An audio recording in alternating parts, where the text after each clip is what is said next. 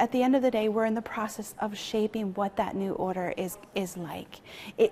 We can't cling to a past in terms of a Western-dominated order, because the West doesn't make up the majority of the world. And so it's forums like these and where we're bringing that into the dialogue, and that's important.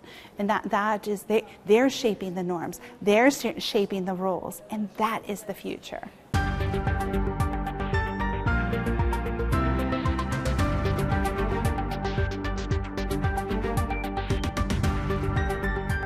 It's for the 7th time. The big group of international experts from different countries visit Azerbaijan to address important issues of global agenda. And at the same time, all these visits help to know Azerbaijan better, to feel the pulse of the country. The 7th ADA Political Forum took place in Azerbaijan under the theme Facing the New World Order.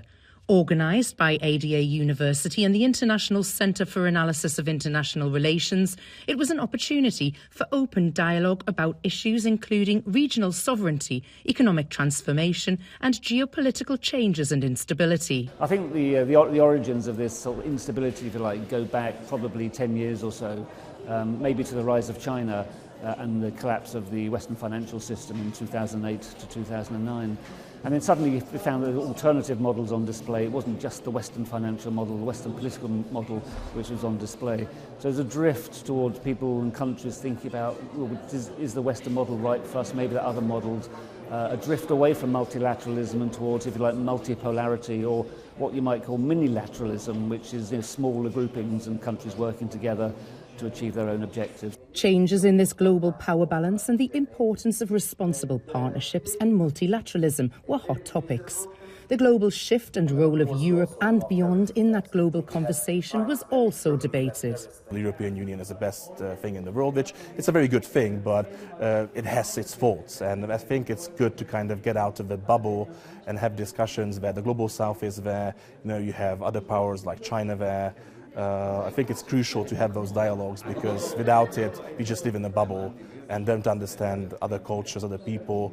And I think that doesn't make sense, because, it makes us a bit full of ourselves. This already established platform allows us to play an important role as a geographical, political, economic and transportation bridge between region of Central Asia and Europe. And we know that there is a big interest now to Central Asia from the West, whether it's European Union or United States or other international institutions. And of course, planning the long-term cooperation with that region, it's only enough to look at the map to understand that Azerbaijan cannot be avoided.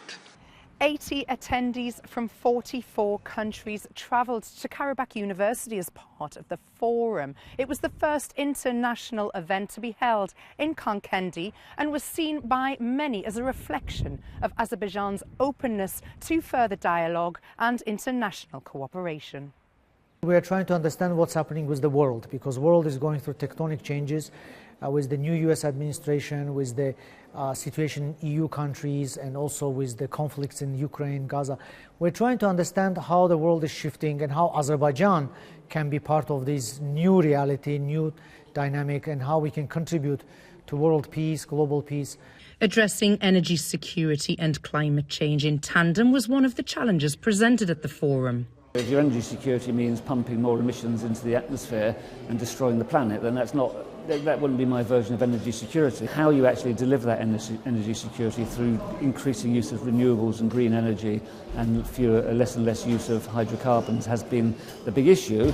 Having said that, of course, is right at the moment, the whole cost of the transition to the green transition, if you like, how quick it will be, how expensive it will be, has now some more people are talking about that. So I think that's, again, quite a difficult conversation that's taking place in the world about how do you balance the energy security over the medium term with climate change over the long term.